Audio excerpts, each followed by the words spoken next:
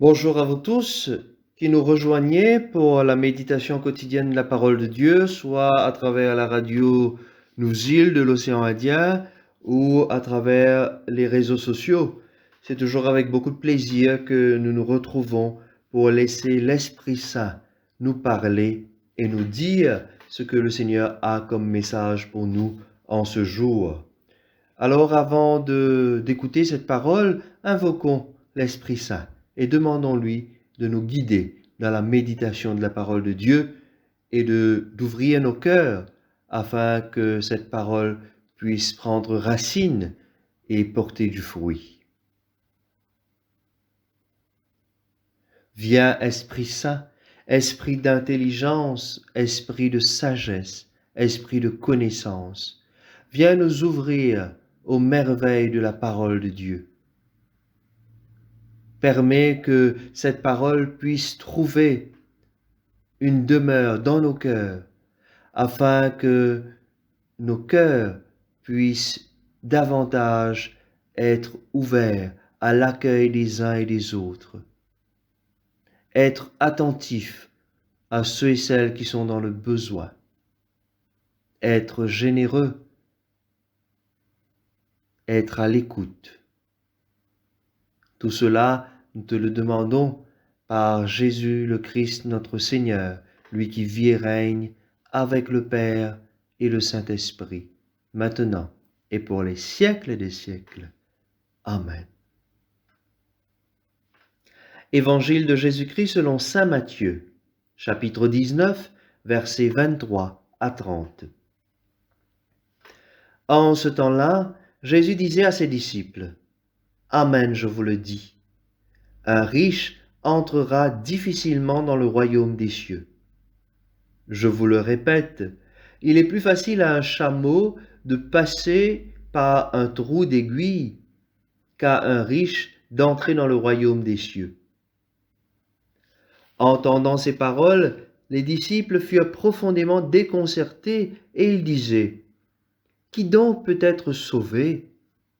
Jésus posa sur eux son regard et dit, « Pour les hommes, c'est impossible, mais pour Dieu, tout est possible. » Alors Pierre prit la parole et dit à Jésus, « Voici que nous avons tout quitté pour te suivre. Quelle sera donc notre part ?» Jésus leur déclara, « Amen, je vous le dis. Lors du renouvellement du monde, lorsque le Fils de l'homme siégera sur son trône de gloire, vous qui m'avez suivi, vous siégerez vous aussi sur 12 trônes pour juger les 12 tribus d'Israël. Et celui qui aura quitté à cause de mon nom des maisons, des frères, des sœurs, un père, une mère, des enfants ou une terre, recevra le centuple, et il aura en héritage la vie éternelle. Beaucoup de premiers seront derniers, et beaucoup de derniers seront premiers. » Acclamons la parole de Dieu. Frères et sœurs, c'est la suite du récit du jeune homme riche que nous avons médité hier, qui nous est donné en ce jour. Rappelez-vous de cette discussion entre Jésus et ce jeune homme riche, lui qui voulait suivre le Christ et pourtant qui avait de grands biens. Après la discussion avec Jésus, maintenant, Jésus tente d'expliquer aux apôtres pourquoi ce jeune homme s'en est allé. L'image du chameau incapable de passer par le trou d'une aiguille porte sur autre chose que la tentation du profit. Il n'est pas que question d'argent. Il s'agit plutôt de se faire tout petit pour accéder au royaume. Et le riche est parfois trop gros.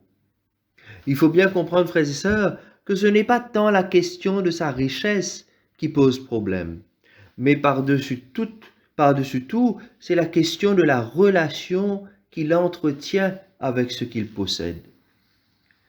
Quand nous passons notre temps à nous soucier de nos avoirs, de ce que nous possédons, de notre compte en banque, nous n'avons plus le temps de dépendre de Dieu.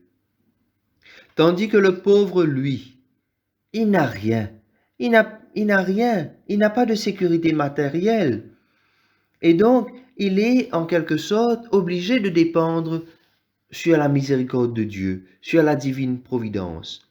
Et quelque part, il est beaucoup plus libre pour s'abandonner à Dieu. Tandis que le riche peut être tenté de miser sa sécurité dans ses biens matériels. Alors, chers amis, à cette réflexion de Jésus, les apôtres commencent à s'inquiéter. Eux-mêmes, ils n'étaient pas aussi pauvres que ça. Ils avaient femme, ils avaient enfants, ils ont renoncé au pouvoir, ils ont été dépouillés, ils se sont dépouillés plutôt de leur richesse, de leur position. Alors, qu'est-ce qu'ils auront en retour? C'est l'occasion pour Jésus de remettre les choses au point. Chacun doit s'efforcer selon ses possibilités et la réalité de sa vie à entrer dans le royaume. Mais toutefois, le salut ne se mesure pas à nos propres efforts personnels. Le salut reste une grâce de Dieu. Parfois, vous savez, certaines attaches peuvent être très fortes. Pour les uns, ça peut être la famille, pour d'autres, le compte bancaire, pour d'autres encore, cela peut être les sentiments, les émotions négatives. Vous savez, il y a des personnes qui ont besoin de tout critiquer. D'autres qui ont besoin de parler d'eux-mêmes. C'est toujours le moi qui est en premier, de se faire remarquer. Tout cela, ce sont des attaches. Et ce genre d'attaches nous empêche d'être totalement libres pour le Christ. Encore une fois, chers amis, n'allons pas croire que la richesse est un péché, encore plus quand elle est acquise honnêtement. Même dans la logique de l'Ancien Testament, la richesse était considérée comme une bénédiction du Seigneur. Rappelez-vous Abraham ou Jacob, qui étaient riches en troupeaux. Mais ce qui dérange, c'est la relation que nous entretenons avec notre richesse. Les pauvres peuvent également tomber dans le vice de la jalousie, de l'envie, de l'orgueil. Tout cela fait grossir. Et donc, chers amis, il ne s'agit pas d'être riche ou d'être pauvre, il s'agit plutôt de ce que nous faisons avec ce que nous possédons. Certaines personnes sont riches et pourtant elles sont tellement généreuses, qui ont à cœur le bien des autres, des plus nécessiteux. Dieu les bénit car ils sont conscients qu'eux-mêmes ils ont été bénis par Dieu. Frères et sœurs, le bien que vous faites pour les autres vous retourne toujours d'une manière ou d'une autre. Alors demandons à Dieu cet esprit d'humilité, afin d'avoir la bonne distance face au bien de ce monde, le bon équilibre, et que notre vie puisse être un témoignage pour les autres, dans notre richesse, dans notre pauvreté, dans l'état où nous sommes, que nous puissions avoir le cœur toujours ouvert pour laisser l'Esprit Saint agir en nous. Pauvres que nous sommes, nous serons riches en grâce, en bénédiction, en amour. Riches que nous sommes, le Seigneur nous apprendra l'humilité, à dépendre sur lui, à reconnaître que ce que nous avons, ce que nous sommes, viennent de lui. Amen.